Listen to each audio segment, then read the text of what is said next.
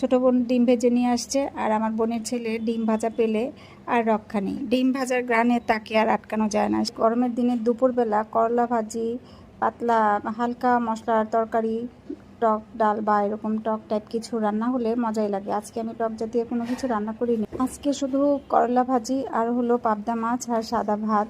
আলহামদুলিল্লাহ। Hello viewers, আসসালামু আলাইকুম। আমি শারিকা সামিরার মা। আমি তো ভালো আছি, আপনারা কেমন আছেন কমেন্ট করে জানাবেন। প্রতিদিনের মতো আবারও চলে আসলাম আপনাদের জন্য সুন্দর একটা ব্লগ ভিডিও নিয়ে। আজকে নাস্তাটা খুব দেরি করেই করতেছিলাম। বাচ্চাদের স্কুলে পাঠিয়ে আমি আবার শুয়েছিলাম, কারণ মাথাটা প্রচুর ব্যথা করতেছিল। বাচ্চাদের স্কুলে পাঠিয়ে আমার কবুতরগুলোকে কোনো রকমভাবে খাবার দিয়ে তারপরে আমি আবার ঘুমিয়ে পড়েছিলাম। যাদের মাইগ্রেনের সমস্যা আছে তারা বুঝতে পারবে মাথা ব্যথা হলে কেমন লাগে। ছোট বোনকে বললাম একটা ডিম ভেজে আনো, দুইজনে মিলে নাস্তা খাই। ছোট বোন ডিম ভেজে নিয়ে আসছে, আর আমার বোনের ছেলে ডিম ভাজা পেলে আর রক্ষা নেই। ডিম ভাজার গ্রানে তাকে আর আটকানো যায় না। সে খাওয়া শুরু করেছে, খালি খালি ডিম ভাজা খাচ্ছে। আমি আবার জোরে জোরে চিৎকার করে ডাকতেছিলাম আমার ছোট বোনকে, ওয়াসি ডিম ভাজা খেয়ে ফেললো। দুষ্টামিও করতেছিলাম আবার। যাই হোক, সবাই একসঙ্গে মিলে নাস্তা খেলাম। বাচ্চারা ততক্ষণে স্কুল থেকে চলে আসছে। সবাই আসেনি, ছোটগুলো আসছে। ছোট 3 জন চলে আসছে। আজকে বৃহস্পতিবার হলে ওদের স্কুল একটু তাড়াতাড়ি ছুটি হয়। আর আজকে ঘরে বানানো রুটি বা পরোটা দিয়ে নাস্তা করিনি, বাহিরের কেনা পরোটা দিয়ে নাস্তা করেছি। ওর বাবাকে বলেছিলাম তুমি আমার জন্য আসার সময় পরোটা নিয়ে এসো, কারণ আজকে আমি কোনোভাবেই নাস্তা বানাতে পারবো না, মাথা ব্যথা করতেছে। ওদের বাবা যখন ওদেরকে স্কুলে নিয়ে গিয়েছিল, আসার পথে তখন পরোটা নিয়ে আসছিল। তারপরেও আমি অনেক পরে খেয়েছি। বললাম না, একটু ঘুমিয়ে পড়েছিলাম প্রচণ্ড মাথা ব্যথার কারণে। আমি ভয়েস দিচ্ছি, এখনও আমার প্রচণ্ড মাথা ব্যথা। যাই হোক, সবাই দোয়া করবেন। ততক্ষণে আমাদের নাস্তা খাওয়া শেষ।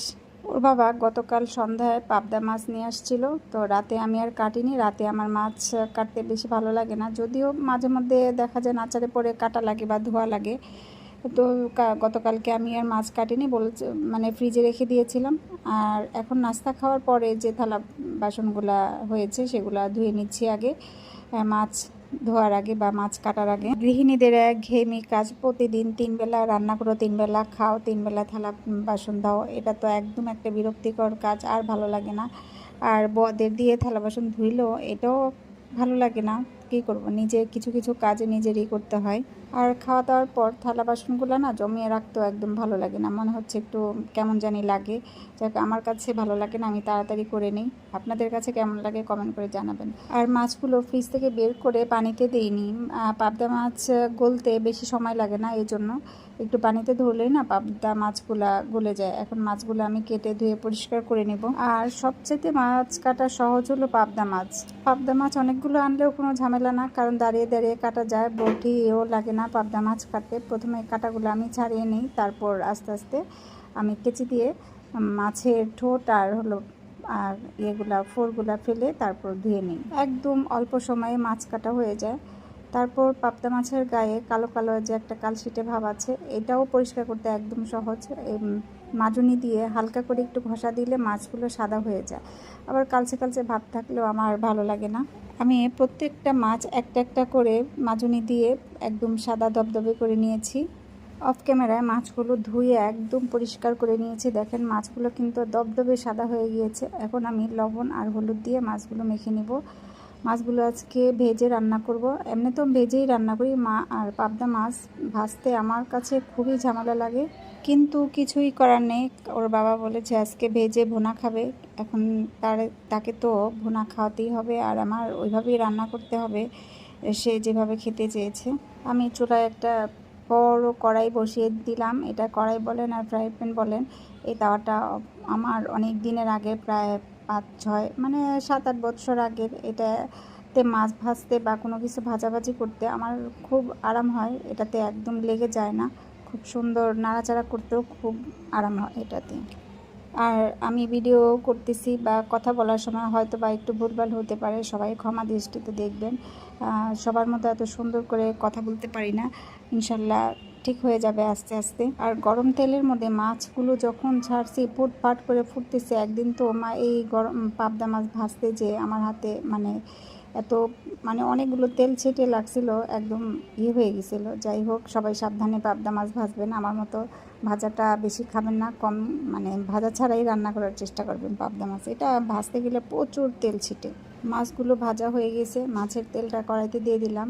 তারপরে এখানে আরও কিছু তেল লাগলো, সেখানে তেলগুলা দিলাম। আর আজকে পেঁয়াজ বসিয়ে দিয়ে আমি আরেকটা কাজ করতেছিলাম। আর এদিকে আমার পেঁয়াজটা একদম পুড়ে গেছে, সবগুলো না পুড়লেও কিছু অংশ পুড়ে গেছে। তাড়াতাড়ি করে একটু পানি ঢেলে দিলাম, তারপর বাকি মশলাগুলো দিয়ে দিয়েছি। আর বেশি পেঁয়াজ পুড়ে গেলে না, মানে একটু পুড়া হয়ে গেলে ফ্লেভারটা কিন্তু চেঞ্জ হয়ে যায়। আর আমি টেনশন করতেছিলাম যে বেচারা পাবদা মাছ ভুনা খেতে চেয়েছে, আজকে পেঁয়াজটা পুড়ে গেল, তরকারিটা কেমন হবে না কেমন হবে চিন্তা করতেছিলাম আর রান্না করতেছিলাম। আর এখানে মশলার মধ্যে দিয়েছি আদা রসুন বাটা, হলুদ গুঁড়ো, মরিচ গুঁড়ো আর জিরের গুঁড়ো। জিরের গুঁড়োর মধ্যে অন্যান্য কিছু কিছু উপকরণ আছে, সেটা জিরা হালকা করে ভেজে মিশিয়ে নেই, ওইটা আমি আরেকটা ভিডিওতে বলে দিব আমি জিরার গুঁড়াটা কিভাবে তৈরি করি। বিশেষ করে মাছ রান্নার জন্য এই জিরার গুঁড়াটা আমি তৈরি করে থাকি। মাছ রান্নার মধ্যে এই জিরার গুঁড়াটা দিলে সুন্দর একটা ফ্লেভার আসে। মশলাগুলো কষানো হয়ে গিয়েছে, তারপরে এখানে আমি টমেটো দিয়ে দিলাম। টমেটোগুলো একটু কষিয়ে তারপর এখানে ঝোল দিয়ে দিলাম।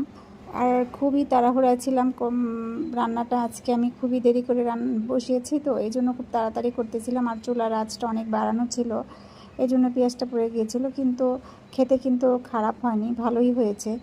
ওর বাবা কিছুই বলেনি। যাক, আমি চিন্তায় ছিলাম যে খেতে কেমন না কেমন লাগে, ভালোই হয়েছে। আমিও খেয়েছি, আমার মেয়েরাও খেয়েছে। আর এমনিতেও পাবদা মাছ আমার বাচ্চারাও পছন্দ করে, কারণ কাটা কম, এটাতে কাটা কম, আবার একটা জুসি ভাব থাকে, এজন্য ওরাও পাবদা মাছটা খেতে খুবই পছন্দ করে। আর মেয়েদের জন্য মাঝে মধ্যে আমি পাবদা মাছটা মুচমুচে করে ভেজে দিই, ওরা মুচমুচে ভাজাটাও পছন্দ করে খেতে।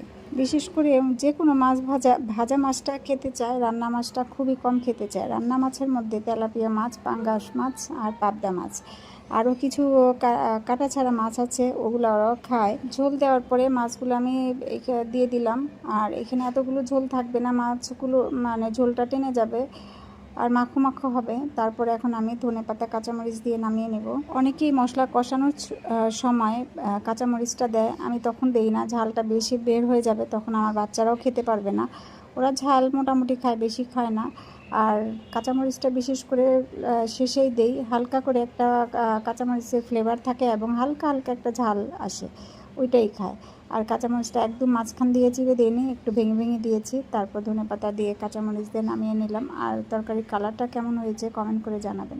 কিন্তু সত্যিই তরকারিটা এত মজা হয়েছে আমি বুঝতেই পারিনি। আমি তো ভাবছিলাম যে তরকারিটা ভালো লাগবে না খেতে। আর তরকারি রান্না বসিয়ে আমি করলা ভাজি করার জন্য আলু আর করলা কেটে নিয়েছি। তেল গরম করে পেঁয়াজটা একটু দিয়ে করলা আর আলু এটা দিয়ে দিলাম।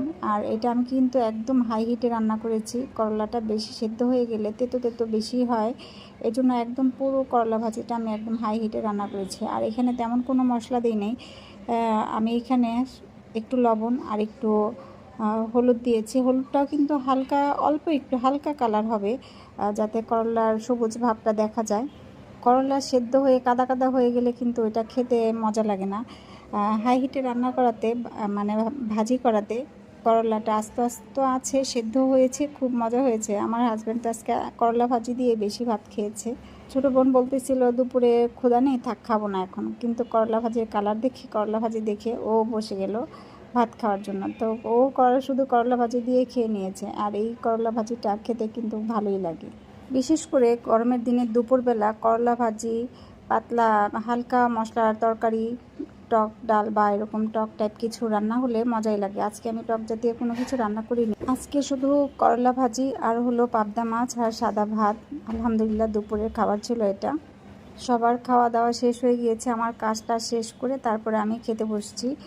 প্লেটে সুন্দর করে করলা ভাজি নিলাম, আর অল্প কিছু ভাত নিয়েছি আর পাবদা মাছ নিয়েছি। কিন্তু করলা ভাজিটা অসাধারণ হয়েছে, মাছটাও কিন্তু খুবই ভালো হয়েছে। আর আজকে আপনারা কে কী দিয়ে ভাত খেয়েছেন, কি রান্না করেছেন কমেন্ট করে জানাবেন। আজকের মতো এখানেই বিদায় নিলাম। সবাই ভালো থাকবেন, সবাই আমার চ্যানেলটাকে সাবস্ক্রাইব করে দিবেন। ভিডিওটা কেমন হয়েছে কমেন্ট করে জানাবেন। কোনো জায়গায় কোনো ভুল ত্রুটি থাকলে সেটাও বলে দিবেন, ঠিক করে নেব ইনশাল্লাহ। আল্লাহ হাফেজ, আসসালামু আলাইকুম, সবাই ভালো থাকবেন।